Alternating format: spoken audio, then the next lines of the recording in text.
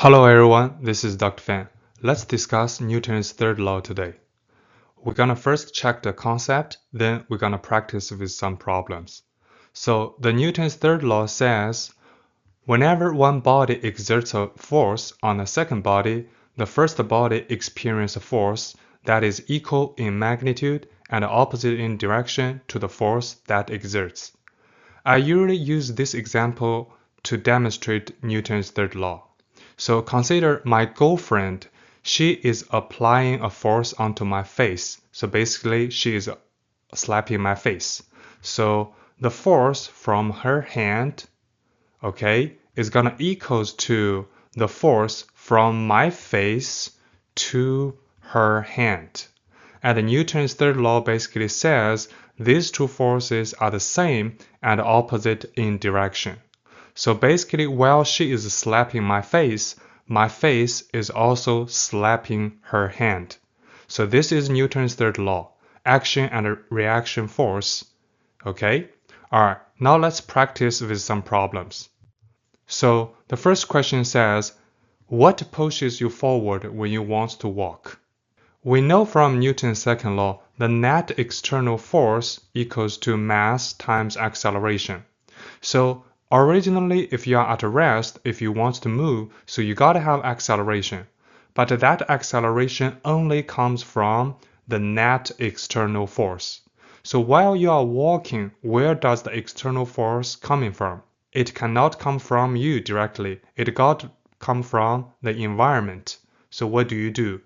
You push the floor. You apply a force to the floor. And as a reaction force, the floor pushes you. So this is the F person is coming from your foot to the floor. And this is the reaction force from the floor. So the floor or the ground pushes you. And based on Newton's third law, the force from the person equals to the force from the floor. They are equal in magnitude but opposite in direction. So the reason we can walk is because Newton's third law actually works. As a result, if you push the floor or push the ground harder, you're going to have a larger reaction force, so you're going to have a larger acceleration, so you can walk faster. This is also the reason why it's very hard to walk on ice, because you cannot apply a very large force to ice. Alright, let's look at another practice problem. So let's consider two persons are holding each other's hand on frictionless ice, and then they push out each other, and who has a larger velocity afterwards if we assume the person on the left is lighter compared to the person on the right. Based on Newton's third law, we know the person on the left apply a force to the person on the right, and there is a reaction force. The person on the right also apply the same amount of force to the person on the left. So we can see that the force on the left person is equal to the force on the person on the right, and they are opposite in direction. So we can see that. So the interaction force between them are always the same. And we also know that the force equals to mass times acceleration. So this is the mass for the person on the left. This is acceleration for the person on the left. This is the mass for the person on the right. And this is the acceleration for the person on the right. So because they have the same force, but ML, the person on the left, is lighter compared to the person on the right, so we know the person on the left is going to have a larger acceleration.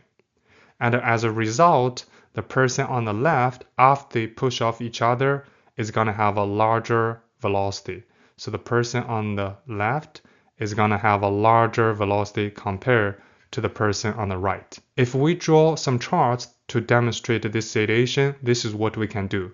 So let's assume this is a force versus the time chart.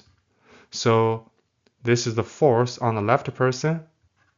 So this is F left, and this is the force on the person on the right. They are equal in magnitude but opposite in direction. But if you think about acceleration, because the person on the left is lighter, so it's going to have a larger acceleration. So if we assume the acceleration is constant during this time, so we know the person on the left has a larger acceleration compared to the person on the right. So the magnitude of the person on the left is larger. As a result, if you draw the velocity versus time chart, it's going to look something like this. So this is for the person on the left of velocity. This is for the person on the right. Okay, so I want you guys not only to know which one has a larger velocity, but I also want you guys to visualize the chart. Alright, let's look at another practice problem. So this problem says, for a stationary block on the table, is the normal force and gravity a pair of action-reaction force? So if we do the free body diagram on the block, we know the block is under gravity and there is a normal force from the table to the block, right? And we know because the block is at rest, so sigma F net equals to 0. That means normal force minus Fg equals to 0. So that means Fn equals to Fg. So if we look at these two forces, they are same in magnitude, opposite in direction. Many students would say normal force and gravity is an action and reaction pair. But the reality is they are not action-reaction pair. So they do not conform to Newton's third law. Why? Because Newton's third law concerns only two bodies. And think about the normal force and gravity. Normal force is related to the table and the block. Gravity is related to the block and the earth. So there are three bodies involved. So what should be the correct action-reaction pairs? Let me use a different color. So for the normal force from the table to the block, the reaction force should be from the block to the table. So this is the reaction force. So the table is supporting the block is pushing the table. So this force and this force, they are an action and a reaction pair. How about gravity? Because if we assume this is Earth, gravity is applied from Earth to the block. So the reaction pair should be from the block to the Earth. In other words, Earth is pulling the block is also pulling the Earth. So this force and this force, they are action and reaction pair. And there's one thing I want to mention, that is action and reaction pair can never exist on one body, right? So Newton's third law says it's the force from 1 to 2 equals to the force from 2 to 1. And they are equal in magnitude and opposite in direction. So always keep in mind, Newton's third law involves two body and two body only. Alright, let's summarize what we have discussed. We basically discussed all three laws in our videos. So Newton's first law says when the net external force is 0, you should not change motion. So a body at rest should remain at rest. A body in motion should remain motion with constant velocity if there is no net external force. And Newton's second law says, what if you have a net external force? That's okay. You only gonna have acceleration. And this acceleration has the same direction with your net external force. And the acceleration times mass equals to the net external force. And the Newton's third law, which is what we covered today, that basically says if one body exerts a force to another body, there is a reaction force from the second body to the first one.